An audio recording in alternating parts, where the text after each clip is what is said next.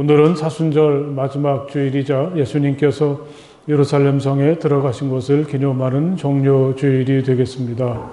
이제 우리 다 함께 자리에서 일어나셔서 조용히 기도하심으로 종려 주일 공동 예배를 하나님께 드리겠습니다.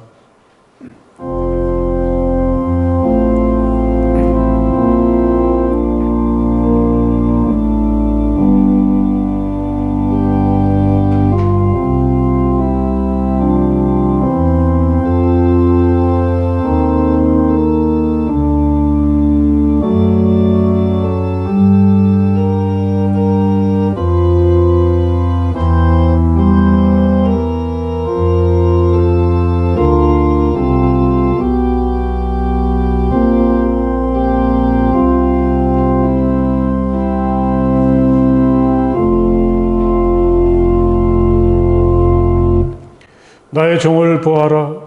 그는 내가 붙들어주는 사람이다. 내가 택한 사람, 내가 마음으로 기뻐하는 사람이다. 내가 그에게 나의 영을 주었으니 그가 문 민족에게 공의를 베풀 것이다. 그는 소리치거나 목소리를 높이지 않으며 거리에서는 그 소리가 들리지 않게 할 것이다. 그는 상한 갈대를 꺾지 않으며 꺼져가는 등불을 끄지 않으며 진리로 공의를 베풀 것이다. 아멘.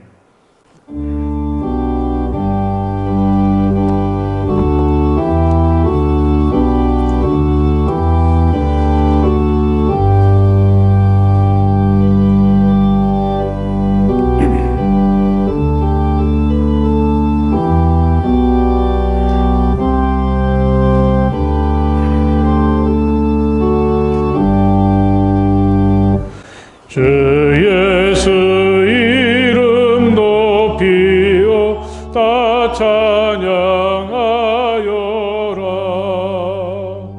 금멸유관을 들여서 만유의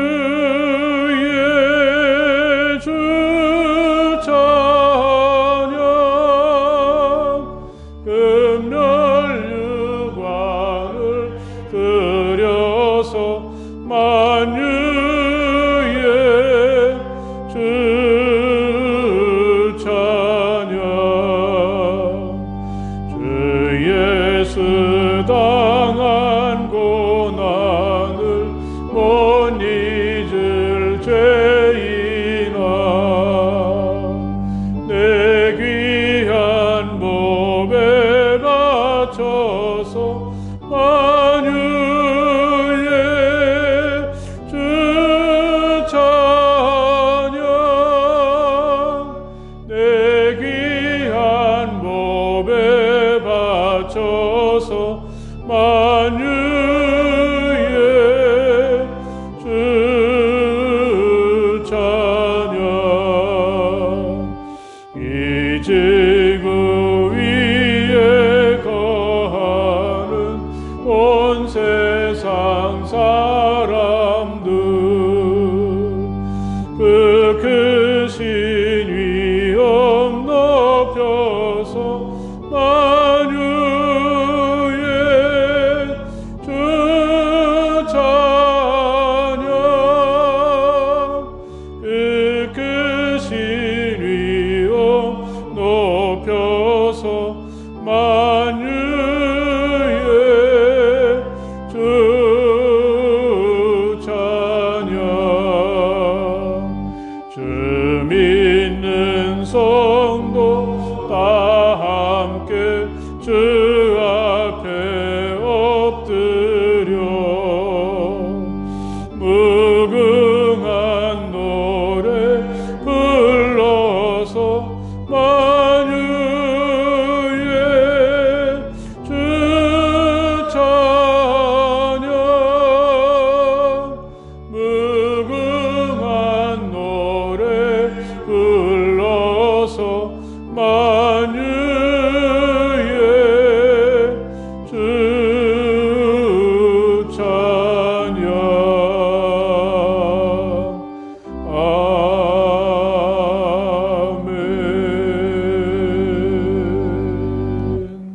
이 시간 우리 다 함께 조용히 침묵하시면서 기도하는 시간입니다. 하나님, 제가 여기 있습니다. 따뜻한 사랑으로 저를 맞아주시고 제게 있는 모든 부끄러움과 허물들을 용서하여 주시며 제가 앓고 있는 질병과 아픔들을 치유하여 주시기 원합니다. 우리 간절한 마음으로 조용히 침묵하시며 기도하시겠습니다.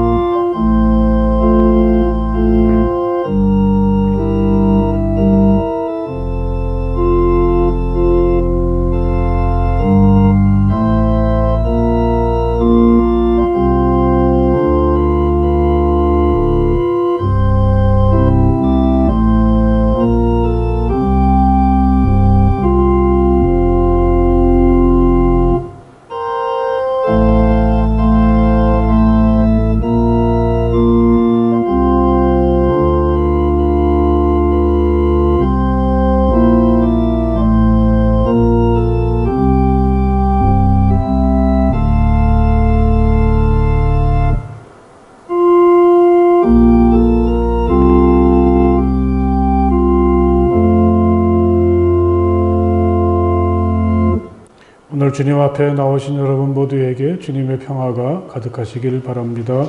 나는 평화를 너희에게 남겨준다. 나는 내 평화를 너희에게 준다. 내가 너희에게 주는 평화는 세상에 주는 것과 같지 않다. 너희는 마음에 근심하지 말고 두려워하지도 말아라. 아멘.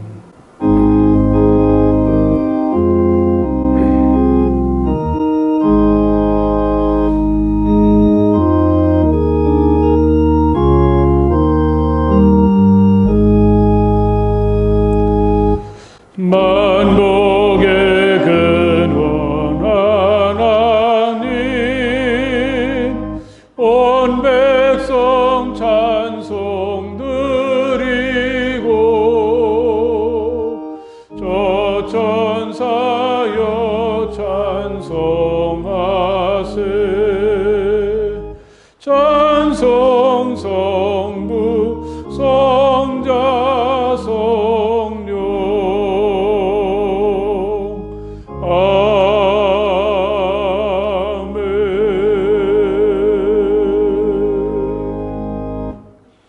다 자리에 앉으시겠습니다. 이 시간에 다 함께 기도하실 때에 김성복 장로님께서 기도해 주시겠습니다.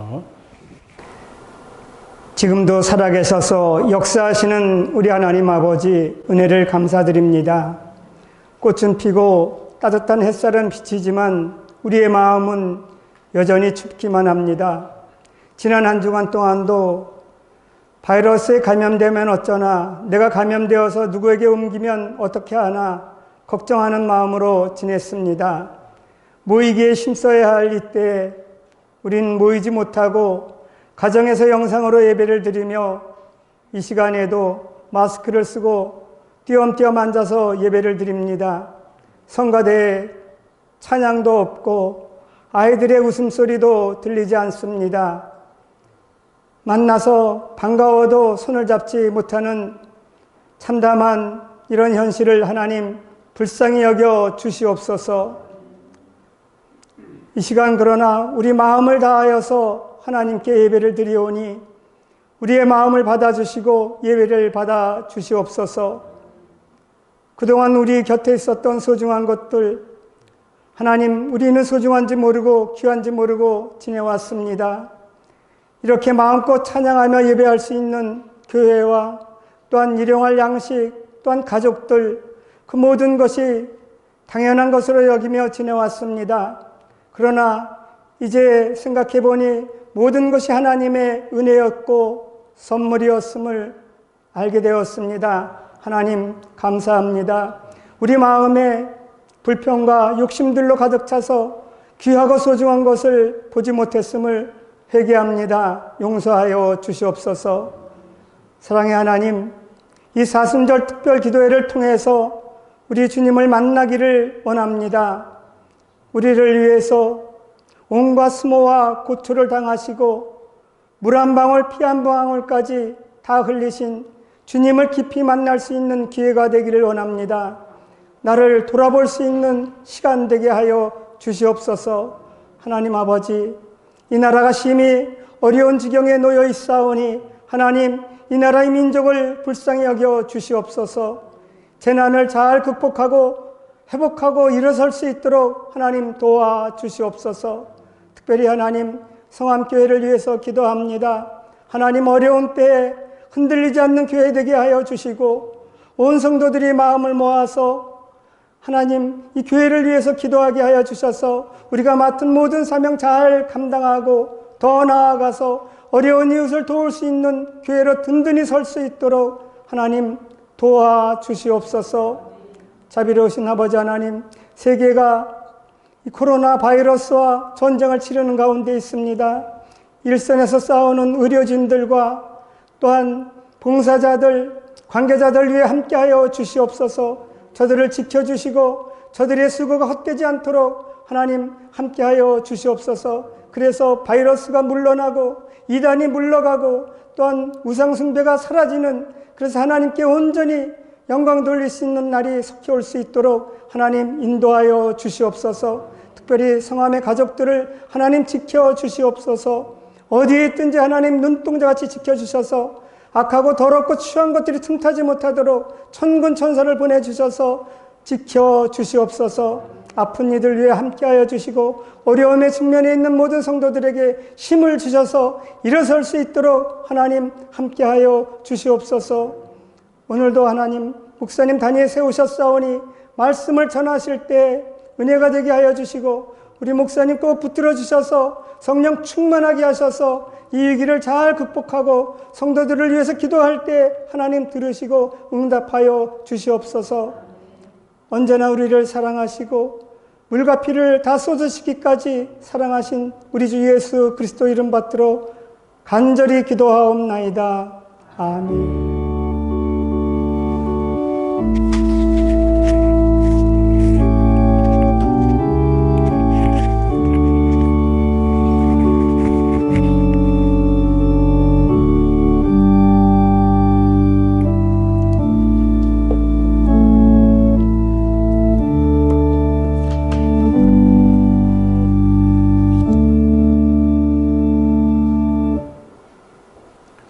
오늘 우리에게 주시는 하나님의 말씀은 마태복음서 21장의 말씀입니다. 마태복음서 21장 1절에서 11절까지의 말씀을 다 찾으시겠습니다. 마태복음서 21장 1절에서부터 11절까지의 말씀입니다. 이제 제가 봉독하겠습니다. 예수와 그 제자들이 예루살렘에 가까이 이르러 올리브산에 있는 벳박의 마을에 들어섰다. 그때 예수께서 두 제자를 보내시며 그들에게 말씀하셨다. 맞은편 마을로 가거라. 가서 보면 나귀 한 마리가 매여 있고 그 곁에 새끼가 있을 것이다. 풀어서 나에게로 끌고 오너라. 누가 너희에게 무슨 말을 하거든 주님께서 쓰려고 하십니다 하고 말하여라. 그리하면 곧 내어줄 것이다. 이것은 예언자를 시켜 하신 말씀을 이루시려는 것이었다. 시온의 딸에게 말하여라. 보아라, 네 임금이 내게로 오신다. 그는 온유하시오 나귀를 타셨으니 어린 나귀 곧 멍에를 매는 짐승의 새끼다. 제자들이 가서 예수께 지시하신 대로 어미 나귀와 새끼 나귀를 끌어다가 그 위에 겉옷을 얹으니 예수께서 올라타셨다. 큰 무리가 자기들의 겉옷을 길에다가 폈으며 다른 사람들은 나뭇가지를 꺾어다가 길에 깔았다. 그리고 앞에 서서 가는 무리와 뒤따라 오는 무리가 외쳤다. 호산나 다윗의 자손께 복되시다. 주님의 이름으로 오시는 분 더없이 높은 곳에서 호산나. 예수께서 예루살렘에 들어가셨을 때 온 도시가 들떠서 물었다. 이 사람이 누구냐? 사람들은 그가 갈릴리 나사렛에서 나신 예언자 예수라고 말하였다. 아멘. 네, 무겁고 힘들었던 한 주간을 보내고 오늘 이렇게 주님 앞에 나와 예배드리는 우리 성도 여러분들, 또 가정에서 영상을 통해서 하나님을 진실한 마음으로 예배하는 우리 모든 성화의 가족들에게 하나님께서 내리시는 위로와 은혜와 평화가 충만하시기를 간절히 바랍니다. 예, 우리 서로 옆에 계신 분들에게 몽례로 하나님의 평화가 함께 하시기 바랍니다. 인사를 서로 나눠보십시오. 제가 신학대학에 처음 들어갔을 때 교수님들께서 소개해 주셨던 두 권의 책이 있었습니다. 한 권은 지금은 돌아가신 차풍로 교수님께서 추천해 주셨는데 오스트리아의 심리학자 빅터 프랭클이 쓴 죽음의 수용소라는 책입니다. 그가 유대인으로서 제2차 세계대전의 와중에서 그 악명 높은 강제 수용소에서의 경험이 그 책의 바탕이 되었습니다. 언제 어떻게 될지 모르는 불안함 속에서 그래도 부활절이나 성탄절 같은 특별한 날이 다가오면 사람들은 풀려날 수 있다는 희망을 가진다고 합니다. 그러다가 그 특별한 시간이 지나가도 풀려나지 않으면 희망은 깊은 절망으로 바뀌게 되고 시름시름 앓다가 죽어가는 사람들이 많이 생겼다고 합니다. 어떤 환경적인 요소보다 중요한 것은 본인의 살려고 하는 의지라는 걸 그는 그때 발견하게 됩니다. 아무리 어려운 조건 속에서도 내가 살아야 하는 이유나 의미를 찾을 수 있다면 사람들은 살 수 있다는 걸 그는 발견했죠. 우리야말로 부활절엔 모든 것이 다 정상으로 돌아갈 것이라고 기대했었는데 아직은 아닌 것 같습니다. 그렇다고 해서 무기력해지지 말고 마음을 좀 가다듬어야 하겠습니다.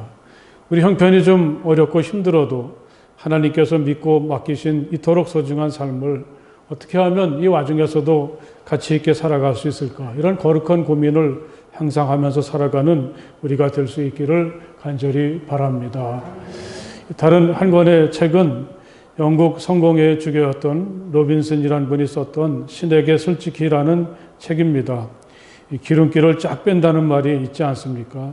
그는 예수에게 드리워져 있는 모든 신비한 요소를 벗겨내고 하나님을 진실하게 믿었던 한 인간으로서 예수를 바라보려고 했습니다.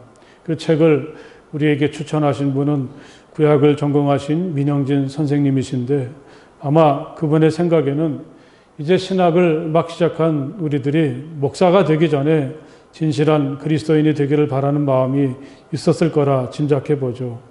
로빈슨이 보았던 인간으로서의 예수는 남을 위한 존재였습니다. 이 말이 아직도 제게 깊이 남아 있습니다. 남을 위한 존재로 살아가는 것, 이게 사순절의 막바지를 보내는 우리가 주님을 통해 본받아야 될 삶이 아니겠습니까? 신앙을 떠나서 우리 모두가 사랑하는 교황 프란치스코는 세상을 향해서 이런 메시지를 보내신 적이 있었습니다. 강은 자신의 물을 마시지 않고 나무는 자신의 열매를 먹지 않으며 태양은 스스로를 비추지 않고 꽃은 자신을 위해 향기를 퍼뜨리지 않습니다. 남을 위해 사는 것이 자연의 법칙입니다.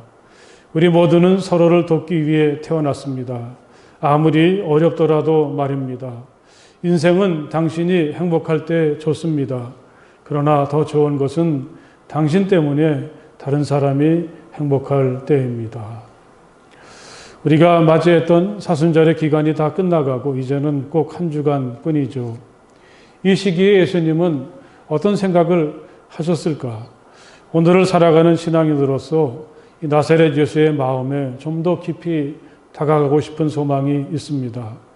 오늘은 예수의 예루살렘에서의 한 주간이 시작되는 십자가를 향한 고난의 한 주간이기도 하고 예수님이 예루살렘에 들어가신 것을 기념하는 종료주일이기도 합니다.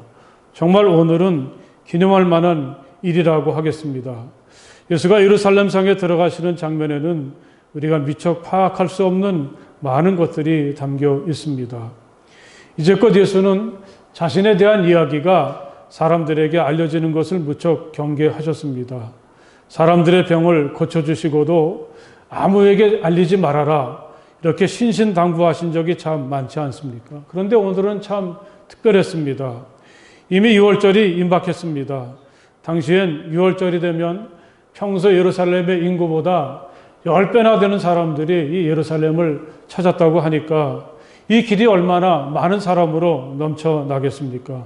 게다가 유월절은 어떤 날입니까?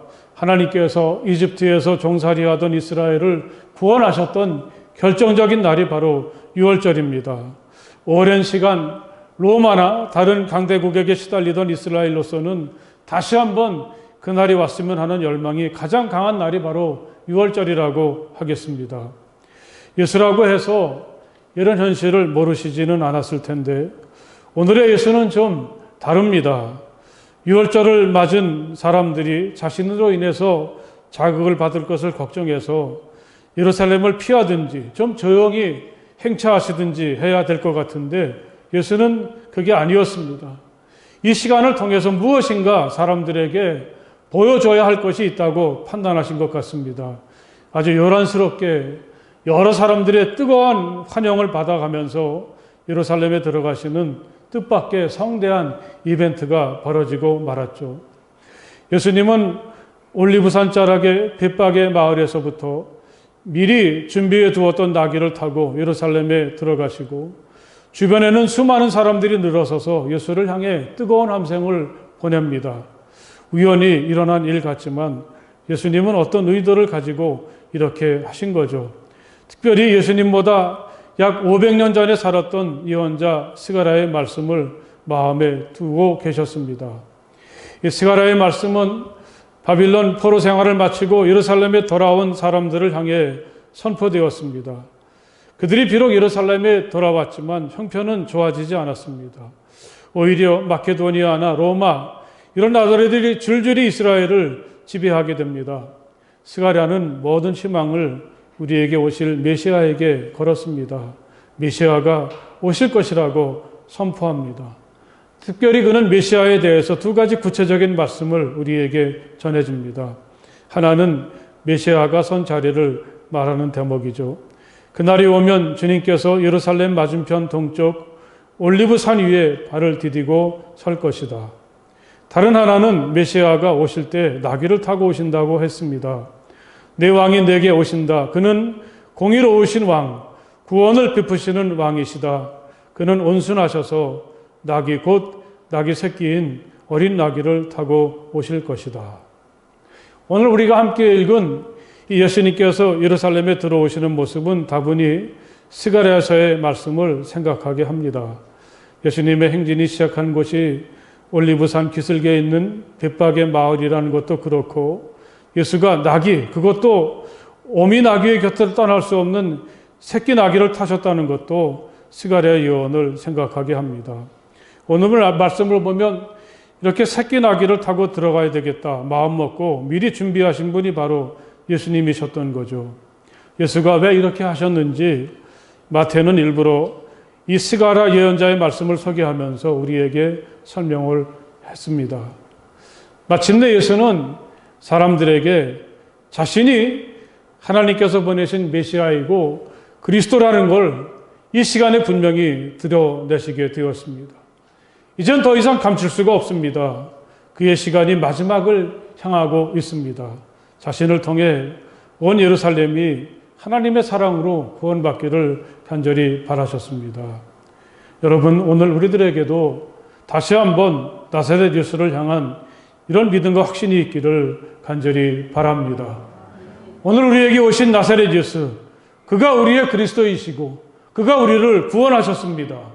예수를 통해서 하나님의 은혜와 사랑을 깊이 느끼고 주님이 주시는 새로운 생명을 살아갈 수 있는 우리가 될 수 있기를 간절히 바랍니다.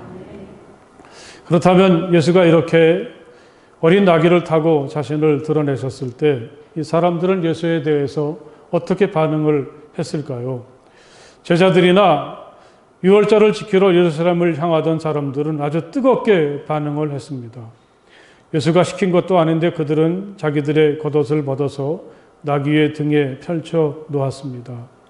또한 겉옷을 벗어서 예수가 지나가시는 길에 펼쳐 놓습니다. 어떤 사람들은 종려나무 가지를 꺾어다가 길 위에 펼쳐 놓습니다. 여기서 바로 이 종려주일이라 그런 말이 유래했다고 하죠. 그들은 예수가 가시는 길에 요즘으로 말하면 레드카펫을 깔아 드렸습니다. 이렇게 하면서 가장 지극한 정성으로 정말 임금님이 행차하시는 것처럼 그렇게 준비를 했습니다. 이것뿐이 아닙니다. 수많은 사람들이 주변에 몰려들었습니다. 큰 무리가 예수를 앞에서 가기도 하고 또 뒤따라 가기도 하면서 큰 소리로 외치죠. 호산나 다윗의 자손께 복되시다. 주님의 이름으로 오시는 분 더 없이 높은 곳에서 호산나 이렇게 외칩니다. 여기서 호산나란 구하여 주십시오 그런 뜻이 담겨 있습니다. 당신만이 우리를 구원하십니다. 당신만이 우리의 구주이시며 임금님이십니다.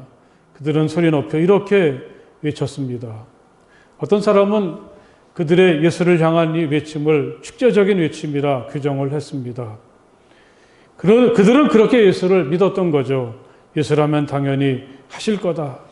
예수라면 우리가 오랜 시간 바라던 자유와 해방을 가져다 주실 거다. 예수라면 우리에게 새로운 나라를 세워주시고 건설해 주실 것이다. 예수가 예루살렘에 들어가기만 하면 자기들이 바라고 있는 것처럼 로마나 거기에 결탁했던 세력들을 물리치고 자기들이 바라는 나라를 세워줄 것으로 그들은 굳게 믿었습니다. 그런데 여기서 우리는 한번 이 광경을 좀 상상해 봐야 되겠습니다. 좀 어색하지 않습니까? 특별히 예수님이 타고 계신 나귀가 그렇습니다. 예수는 나귀, 그것도 새끼 나귀를 타셨는데 그런 예수를 사람들은 저분이 우리의 임금님이시다. 왕으로 맞이하고 있습니다. 이 세상에 나귀를 타고 행차하시는 임금님이 어디 있겠습니까? 이게 문제가 된다고 하겠습니다. 예수는 이미 자신을 메시아라고 이렇게 드러내고 계시지만 예수가 생각하고 계신 메시아와 사람들의 예수를 향한 기대는 많이 다릅니다. 예수는 나귀를 타고 오셨지만 사람들은 그를 백마를 탄 정복자라고 기대하고 있습니다. 예수가 나귀를 타셨을 때 예수의 마음속에는 이게 하나님의 뜻을 이루고 사람들의 생명을 이끄시는 예수의 방식이라고 하겠습니다.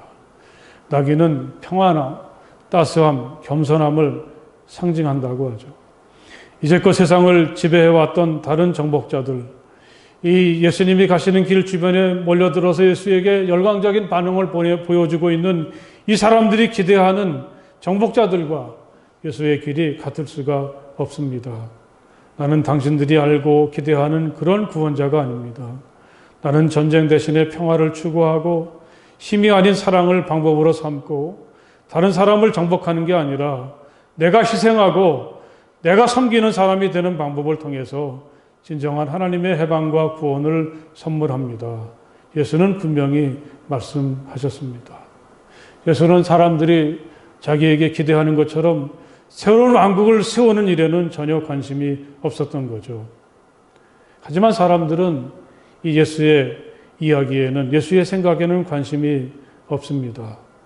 예수는 십자가 위에서 모두를 품고 용서하는 하나님의 사랑을 드러내시면서 모든 사람들을 진정한 평화와 구원의 세계로 초대하려고 하십니다. 하지만 그들은 이런 예수의 의도를 따르려고 하기보다는 자기가 기대하는 대로 예수가 하도록 그렇게 행동하고 있습니다. 여러분, 우리도 그렇지 않은지 좀 생각해 봐야 되겠습니다. 우리들도 하나님의 아들이신 예수가 우리를 이끄시는 대로 따라가려고 하기보다는 내가 생각하는 예수, 내가 희망하는 것을 다 이루어 주실 예수를 마음에 그리면서 예수를 자기가 바라보는 모습으로 이끌어 가려고 하고 있지는 않습니까? 바로 이 사람들이 며칠 후에는 예수를 십자가에 못 박는데 앞장서게 되지 않습니까? 예수가 자기들의 희망을 이루어 주리라고 믿었을 때에는 뜨겁게 환영했지만 예수가 가는 길이 자기들의 기대와 생각과는 다르다고 여겨졌을 때 그들은 예수를 십자가에 못 박는 사람들이 되고 말았습니다.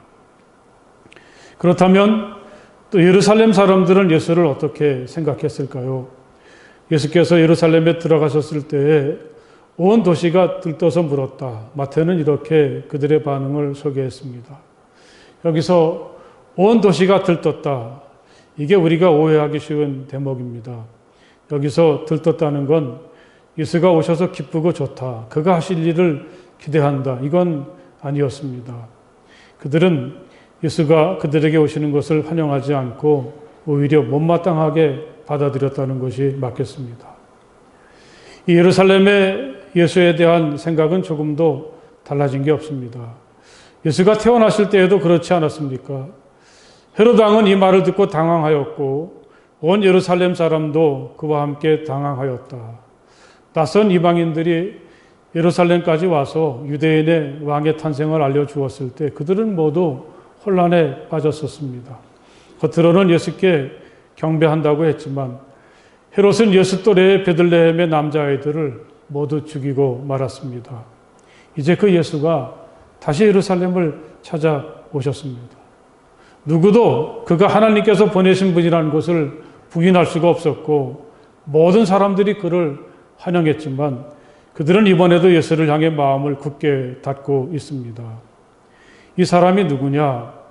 그들이 예수를 두고 이렇게 물었을 때 이 사람들이 정말 예수를 몰라서 이렇게 물었을까요? 지금은 모르지만 사람들이 이렇게 환영하는 예수에 대해서 알고 싶어서 진지한 마음을 가지고 이렇게 물어본 것일까요? 여러분 한번 생각해 보십시오. 애써 예수란 존재를 무시하고 싶었겠죠. 나는 그와 전혀 상관이 없다. 이렇게 그들은 선을 그으려고 합니다. 그들은 이 예수라고 하는 바람같이 예측할 수 없는 사람들이 자기가 사는 곳에 들어와서 일으킬 변화가 두려웠던 것입니다. 그들은 지금 이대로가 참 좋습니다. 지금 자기들이 붙잡고 있는 것, 세상의 지위나 돈이나 명예 이런 것들을 포기할 수가 없습니다. 이 사람이 누구냐? 그들은 이렇게 예수를 드러내놓고 무시했습니다. 예수를 따르던 사람들은 예수가 그는 갈릴리의 나사렛에서 나신 예언자라고 그들에게 소개했습니다. 아마 이 말이 예루살렘 사람들의 마음을 더 굳게 닫아버렸겠죠. 이 갈릴리 나사렛 출신의 예수를 그들은 그리스도로 받아들일 수가 없었습니다. 사랑하는 여러분, 중요한 것은 앞으로의 한 주간이라고 하겠습니다. 예수가 예루살렘에서 보내신 한 주간은 예수가 누군가, 예수님이 지니신 색깔이 분명히 드러나는 시간입니다. 예수가 이전에 나타났던 예언자들 중에 한 사람인가, 그 이상인가, 아니면 없애버려야 될 골치 아픈 존재인가, 여기에 대해서 예수는 이 한 주간 동안 분명한 해답을 주셨습니다. 이 사람이 누구냐? 사랑하는 여러분, 우리들도 이 한 주간을 보내면서 이 물음에 대해서 진지하게 대답해야 하겠습니다. 여러분, 내게는 예수가 도대체 어떤 분이십니까? 예수가 나와 무슨 관계가 있기에 이렇게 온 세상이 뒤숭숭하고 불편한 시간에도 우리는 그분을 예배하고 있습니까? 예수가 내게 하신 일은 무엇입니까? 사람들은 예수를 갈릴리 나사렛 출신의 예언자라고 소개했지만 우리에게 예수가 이토록 소중하신 분인 것은 그가 나를 위해서 십자가를 지셨기 때문이 아니겠습니까? 예수가 갈릴리 사람이든 나사렛이 고향이든 우리가 분명히 알고 있는 것은 이 예수가 우리를 위해서 십자가를 지셨다는 사실입니다. 우리가 아직 죄인 되었을 때 그리스도께서 우리를 위하여 죽으셨습니다. 이리하여 하나님께서는 우리들에 대한 자기의 사랑을 실증하셨습니다. 바울에게 나사렛 예수가 그리스도이시고 구원자이신 건 아직 자신이 그를 알지 못했을 때, 자기가 죄인 되었을 때 예수가 자기를 위해서 십자가를 지셨기 때문이죠. 바울은 바로 이 십자가의 예수를 통해서 하나님의 사랑을 알게 되었고 하나님의 자녀가 된 행복을 누리며 살게 되었습니다. 믿음의 창시자여 완성자이신 예수를 바라봅시다. 우리보다 훨씬 힘든 시대를 살았던 한 신앙인은 우리에게 이렇게 권고하고 있습니다. 우리가 예수를 바라볼 때, 십자가의 그리스도를 바라볼 때, 사랑하는 여러분, 우리에겐 어떤 일이 일어나겠습니까? 생각만 해도 가슴 따뜻해지고 우리는 힘을 얻게 됩니다. 지난 한 주간 동안 아직은 냉기가 감도는 성전에 앉아서 제가 주님의 십자가를 바라보면서 가졌던 느낌은 난 언제나 하나님의 사랑 안에 살고 있구나 하는 사실을 깨닫게 되었습니다. 우리는 주님에게 그때 그 사람들이 했던 것처럼 일부러 레드카펫을 깔아드린다든지 큰 소리를 지를 필요도 없습니다. 단지 주님을 있는 그대로의 모습으로 바라볼 일입니다. 주님, 제게는 주님이 필요합니다. 주님만이 저의 희망이고 구원이십니다. 이렇게 나귀를 타고 오시는 예수, 그리고 십자가의 주님을 진실한 마음으로 바라보십시오. 그때 우리에게 어떤 일이 일어날까요? 우리가 보내는 한 주간이 십자가의 그리스도의 사랑과 은혜가 우리에게 아주 진하게 배어드는 행복한 은총의 시간이 되시기를 간절히 바랍니다. 온 세상이 뒤숭숭하고 불안한 이때 우리 모두가 그리스도이신 예수의 십자가의 사랑으로 다시 일어서고 다시 시작할 수 있게 되기를 주님의 이름으로 간절히 축복합니다. 십자가의 예수가 우리의 그리스도시라면 우리도 묵묵히 그의 길을 따라가야 하겠습니다. 누구든지 나를 따라오려거든 자기를 부인하고 제 십자가를 지고 나를 따라오노라. 주님은 이렇게 우리에게 부탁하셨습니다. 우리의 삶은 십자가 없이는 생각할 수가 없습니다. 십자가가 우리의 시작이고 십자가가 우리의 방법이고 십자가가 우리의 목적이 되는 그 거룩하고 존귀한 삶을 시작하는 한 주간이 될 수 있기를 주님의 이름으로 간절히 축복합니다. 할렐루야. 기도하시겠습니다. 아무것도 믿을 수 없고 아무것도 신뢰할 수 없는 이때에 우리를 위해서 십자가에 올라가신 그 주님을 다시금 바라볼 수 있게 하시니 정말 감사합니다. 이 한 주간이 다시 한번 십자가의 주님을 찾을 수 있는 축복의 시간이 되게 하여 주시옵소서. 십자가를 통해 우리에게 내려주신 하나님의 충만한 사랑으로 힘없고 다시 일어서는 우리가 될 수 있기를 간절히 바랍니다. 우리들도 주님처럼 십자가를 짊어지고 주님의 뒤를 따라갈 수 있는 용기도 허락하여 주실 줄 믿습니다. 십자가가 우리의 삶의 시작이 되게 하시고 십자가만이 우리의 삶의 방법이 되게 하시고 십자가가 우리 인생의 존귀한 목적이 되는 거룩한 삶을 시작하는 우리 모두가 되게 하여 주시옵소서. 예수님 이름으로 간절히 기도드렸사옵나이다. 아멘. 오늘 이 귀한 주님의 날에 주님 앞에 나오셔서 또는 가정에서 예배하시는 여러분 모두에게 하나님께서 큰 사랑과 기쁨과 은혜를 베풀어 주시기를 간절히 바랍니다. 우리 옆에 계신 분들 참 반갑습니다. 힘내십시오. 인사를 서로 한번 하십시오. 광고 말씀 주보를 잘 보셨으면 합니다. 이제 사순절 마지막 주일이고 이제 다음 주일이 부활절이 됩니다. 지난주부터 해왔던 사순절 기도회가 이번 금요일까지 이어지게 되는데 오전 9시부터 저녁 8시까지 여러분들이 편안한 시간에 오셔서 기도하시면 참 좋겠습니다. 이 기도의 제목도 이렇게 소개를 해드리는데 여러 가지 중요한 기도의 제목들 또 여러분들이 개인적으로 기도할 일을 기도하면서 주님과 가까워지고 주님의 큰 사랑을 다시 경험하는 은총의 시간이 될 수 있기를 부탁을 드립니다. 편한 시간에 오셔서 기도하시고 또 그렇게 하시지 못하는 분들은 가정이나 일터에서라도 꼭 시간을 내어서 함께 기도하는 시간을 가지시길 바랍니다.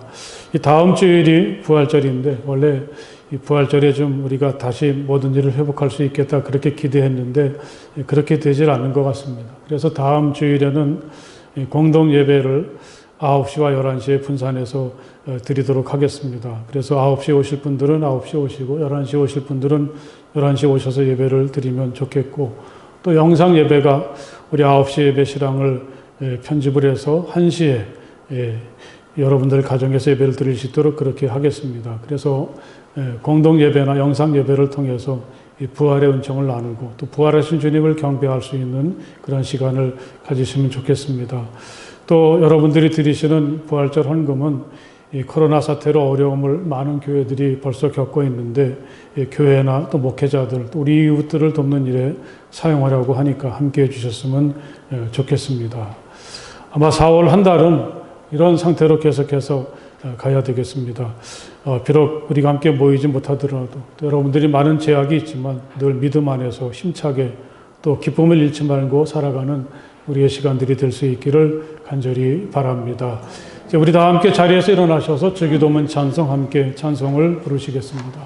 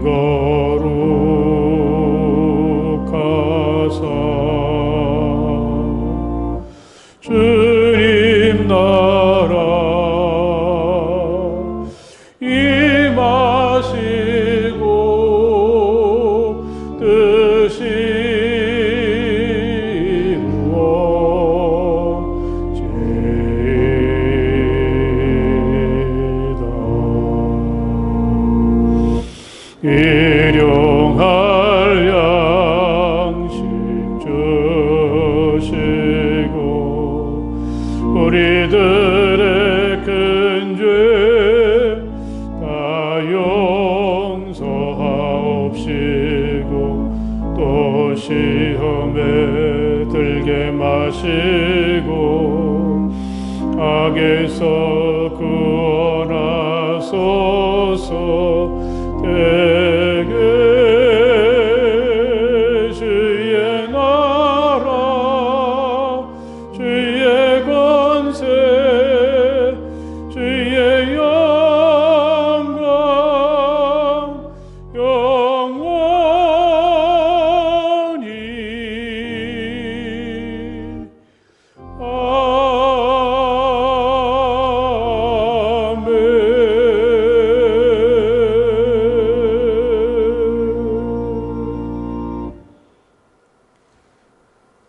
이제는 우리 주 예수 그리스도의 그 크신 은혜와 우리 아버지 하나님의 그 넓고 무한하신 사랑하심과 성령님의 감화하시고 교통하심이 이 거룩하고 소중한 시간 마음을 다해서 우리 주님을 찬양하고 예배하는 모든 주님의 자녀들 가운데 영원토록 함께하여 주시기를 간절히 축원하옵나이다.